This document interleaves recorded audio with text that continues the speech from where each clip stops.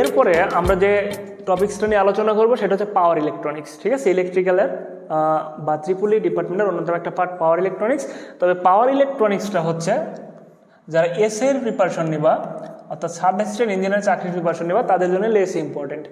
তবে যারা অ্যাসিস্ট্যান্ট ইঞ্জিনিয়ারের প্রিপারেশন নেবা তাদের পড়তে হবে ভালো করে, ঠিক আছে। তো পাওয়ার ইলেকট্রনিক্স থেকে যেগুলো পড়তে হবে সেটা হচ্ছে দেখো অল্প কিছু টপিক, সেটা হচ্ছে সিলিকন কন্ট্রোল রেকটিফায়ার বা এসসিআর। এই জিনিসটুকু দেখতে হবে, এটা থিওরি প্লাস ম্যাথ দুটাই পড়তে হবে, এটা হচ্ছে ইম্পর্টেন্ট একটা পার্ট। এরপরে ডায়াক ট্রায়াক, এখান থেকে থিওরি পড়লে হবে ইউজেটি। তারপরে DC DC converter, circuit inverter, আচ্ছা DC DC converter circuit, inverter circuit, buck boost converter circuit, এই টপিকসগুলো পড়তে হবে। মানে রেফারেন্স বই হিসেবে কোনগুলো পড়বা, এখানে প্রিন্সিপাল অফ ইলেকট্রনিক্স ভিকে মেহতার বইয়ের কথা বলা আছে। তো আমরা ইলেকট্রনিক্স পার্টে ভিকে মেহতার বইকে রেফারেন্স দিয়েছিলাম।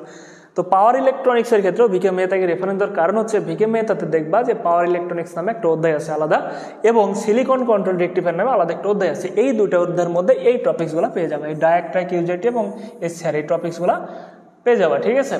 আর এই যে পাওয়ার ইলেকট্রনিক্স এমএস রাশিদের যে বইটা, এই বইয়ের মধ্যে এই টপিকসগুলো পেয়ে যাবা, বাক বুস্ট কনভার্টার, ইনভার্টার এবং ডিসি ডিসি কনভার্টার সার্কিট, এগুলো এই বইয়ের মধ্যে পেয়ে যাবা। তো যারা অ্যাসিস্ট্যান্ট ইঞ্জিনিয়ার প্রিপারেশন নেবা তাদের কাছে এই বইগুলো থাকার কথা। তো যারা সাব অ্যাসিস্ট্যান্টের প্রিপারেশন নেবা তাদের জন্য এই যে ভিকে মেহতার প্রিন্সিপাল অফ ইলেকট্রনিক্স বই থেকে এই দুটো টপিকস দেখতে পারো, ঠিক আছে। শুধুমাত্র এই দুটো টপিক দেখতে পারো, এই দুটো।